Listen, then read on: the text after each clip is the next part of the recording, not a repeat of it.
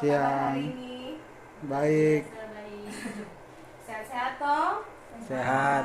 Sebelumnya terima kasih karena sudah bersedia untuk memenuhi undangan kami untuk mengikuti pelatihan kader Posyandu. Baiklah, sebelum kita akan memulaikan acara pelatihan kita pada siang hari ini, saya akan memperkenalkan diri terlebih dahulu. Kami ada bertiga, kami tim fasilitator yang ditugaskan untuk melatih ibu-ibu kader dalam pelatihan pengendalian risiko penyakit tidak menular untuk para ibu-ibu kader Posyandu yang ada di Desa Buntalo. Kami ada 3 orang, yaitu saya sendiri Dr. Natalia, dan baru ada Sis Devi yang nanti akan bertugas untuk memberikan materi tentang deteksi dini faktor risiko penyakit tidak menular. Lalu ada juga saudara Syahlan atau Aldi. Baiklah, bagaimana? Sehat-sehat toh ini? Sehat. Kok ini pelatihan? Senang. Semangat. Oke, kalau begitu torang akan semua mulai. Tujuan dari torang pelatihan ini yaitu supaya ibu-ibu sebagai kader Posyandu nanti bisa tahu bagaimana cara untuk melakukan deteksi dini faktor risiko penyakit tidak menular bagi para lansia maupun para masyarakat yang nantinya akan datang untuk berkunjung ke Posyandu ataupun ke Posbindu. Baiklah, supaya tidak lama-lama lagi, kita akan segera memulai dan materi pelatihan ini nanti akan dibawakan oleh Sis Devi Damayanti. Kepada Sis Devi kami persilakan. Baiklah, Assalamualaikum warahmatullahi wabarakatuh. Waalaikumsalam. Bagaimana kabarnya ibu-ibu? Baik, semangat. Luar biasa. Tak lupa saya ucapkan terima kasih kepada moderator yang telah membuka acara hari ini. Baik, di sini saya akan melatih atau di sini kita sama-sama belajar dengan ibu kader bagaimana cara kita melakukan deteksi dini faktor risiko penyakit tidak menular bagi kader. Ibu-ibu, apakah sudah tahu apa itu penyakit tidak menular? Belum. Penyakit tidak menular itu adalah penyakit yang tidak dapat ditularkan dari orang satu ke orang yang lain. Ibu-ibu, saya ingin bertanya lagi ya. Ada yang tahu yang mana itu penyakit yang tidak menular? Darah tinggi. Mana itu? Darah tinggi. Ya. Jadi, ibu-ibu kader sudah tahu ya, yang mana itu penyakit yang tidak dapat ditularkan. Ya. Jadi, sasaran untuk deteksi dini penyakit tidak menular itu dimulai dari usia 15 tahun ke atas. Baik itu laki-laki maupun perempuan.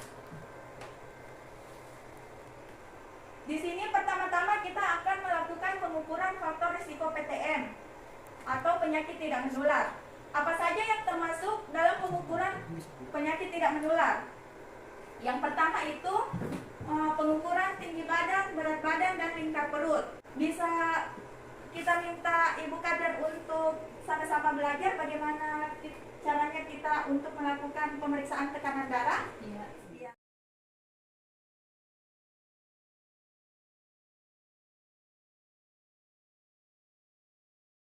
Ya, kita sudah dapat ya ibu.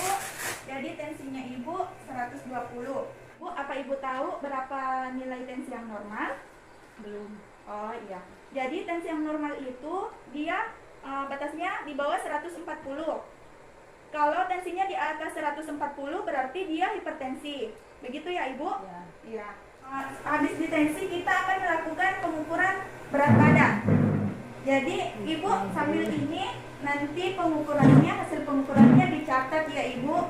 Ini harus lurus sampai dia dapat pusarnya. Nah, begitu ya Ibu. Baik. Di sini kita akan memperagakan ini berapa ya Ibu? 1, Ya ini 2. begitupun dengan sebaliknya. Terus untuk indera pendengaran, yaitu dengan melakukan cara berbisik. Baik, Ibu bisa duduk kembali. Kita akan memperagakan bagaimana cara untuk indera pendengaran, yaitu dengan melakukan dengan cara berbisik. Ya, begitu ya Ibu. Apa Ibu sudah mengerti? Ya. Atau ada yang ingin mau ditanyakan sampai di sini? Sebelum kita melangkah ke langkah selanjutnya kita beralih ke pemeriksaan gula darah, kolesterol, dan asam urat. Kita kembali akan mengajarkan bagaimana cara melakukan pemeriksaan gula terhadap pasien. Begini ya Ibu, di sini ada strip, terus ini stripnya di ini ya Ibu, dibawa ke sini ke alatnya. Nah, terus tangannya pakai kapas alkohol. Setelah itu tusuk, habis itu ambil darahnya sedikit, lalu colok ke strip. Ya, nanti dia akan Bu. Jadi begitu ya Ibu. Begitupun dengan kolesterol dan asam urat. Jadi batas normal untuk pemeriksaan gula darah Ibu, kalau dia gula darah sewaktu di atas 200, dia berarti dia diabetes, gula darahnya tinggi. Karena normalnya itu di bawah 200, sementara gula darah puasa itu jika di atas 120 dia termasuk tinggi. Jadi batas normalnya di bawah 120. Kalau kolesterol Ibu, dia batas normalnya kurang dari 190. Ya. Jadi Ibu sudah tahu? Ya, sudah. Selanjutnya kita akan melakukan pencatatan dan pelaporan. Di sini kita akan mendownload ada namanya aplikasi ASIK. Ibu tahu apa itu ASIK? Tidak. Tidak. Oh, iya. Tidak tahu. Jadi aplikasi ASIK itu kepanjangannya dari Aplikasi Sehat Indonesiaku. Jadi itu yang akan kita pakai untuk melakukan pencatatan dan pelaporan di HP. Jadi itu hanya bisa di-download di HP.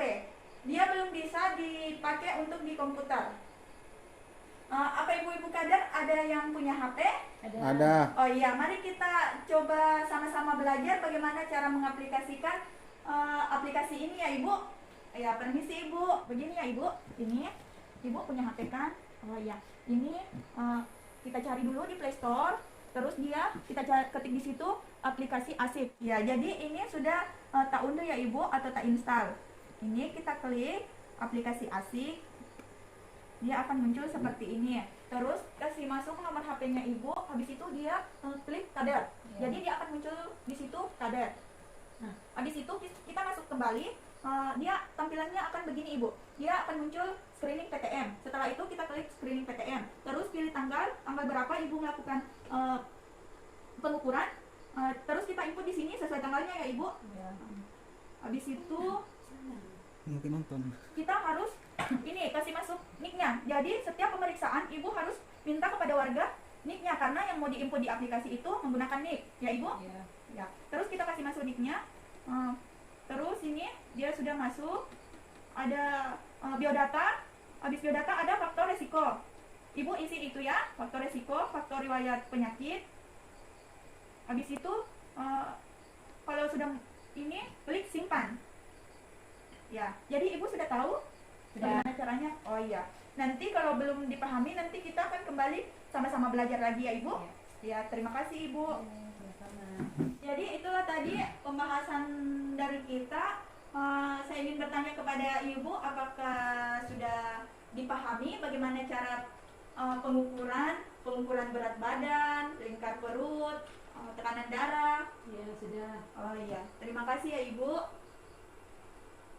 Baiklah, itulah tadi hasil pemaparan saya. Selanjutnya saya persilakan kepada penutup untuk menutup acara hari ini. Kepada saudara Syahlan, saya Terima persilakan. kasih kepada teman saya yang sudah menjelaskan. Dan kita masuk di sisi pertanyaan. Apakah Ibu kalian ada yang mau bertanya? Ya, terima kasih. Di sini saya ingin bertanya, bagaimana jika terdapat NIK yang tidak terdaftar? Oke, pertanyaannya bagaimana jika ada masalah soal NIK yang tidak terdaftar atau tidak bisa diakses? Untuk yang akan menjelaskan saya kembalikan kepada teman saya. Baik, terima kasih ya Ibu atas pertanyaannya. Ibu pertanyaannya tadi bagaimana jika ada NIK yang tidak bisa di-input? Sama seperti kita Bu, kendalanya juga masih di situ karena ini aplikasi baru, makanya kita sama-sama belajar bagaimana cara pengaplikasiannya. Disitulah kendalanya karena banyak NIK yang tidak terdaftar di Capil. Jadi otomatis dia tidak bisa terinput di aplikasi ASIK. Jadi nanti kita akan konfirmasi ulang bagaimana cara untuk ini NIK yang tidak bisa terdaftar, apakah disimpan saja nanti akan diinput atau bagaimana ya Ibu?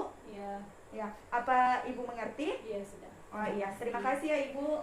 Jadi jawabannya tadi, jika ada NIK yang tidak bermasalah, kita akan melapor ke Capil yang bersangkutan. Dan untuk yang tidak terdaftar, kami akan data beberapa banyak yang bermasalah. Nah, sekira itu poinnya. Dan untuk penutup, saya akan sampaikan beberapa hal yang saya akan ulangi. Ada beberapa poin yang saya ingin kita beratkan soal apa itu tentang penyakit tidak menular. Penyakit tidak menular adalah penyakit seseorang yang tidak menularkan ke seseorang dengan jangka waktu yang panjang. Nah, ada beberapa contoh yang sudah kita tadi praktekkan, sebagaimana jalan, pendengaran, dan tensi untuk mengukur tekanan darah. Ya, saya kira itu poin yang saya ingin sampaikan sebagai penutup. Demikian juga ada beberapa pesan juga dari teman-teman. Deteksi dini merupakan kunci untuk menemukan dan intervensi dini PTM. Perlu dilakukan secara rutin dan berkala. Dan harus secara berkala ini bagaimana? Bagaimana kita untuk cek ada jadwal ataupun kegiatan itu setiap selalu dilakukan. Nah, identifikasi kelompok sasaran, kelompok potensi untuk memudahkan pelaksanaan deteksi dini. Latihan 1,5 juta KDR Posyandu merupakan upaya percepatan deteksi dini. Nah, ini sangat bagus. Inovasinya juga interaksi dengan lintas program dan lintas sektor. Harus saling merangkul untuk di sini untuk bagaimana kita mendapatkan pokok permasalahan di daerah. Nah, monitoring dan evaluasi berkala untuk cakupan deteksi dini yang sudah dijelaskan dari tadi. Dan sekian, terima kasih. Saya Syalang beserta teman-teman saya mengucapkan terima kasih atas pertemuan hari ini. Assalamualaikum warahmatullahi wabarakatuh.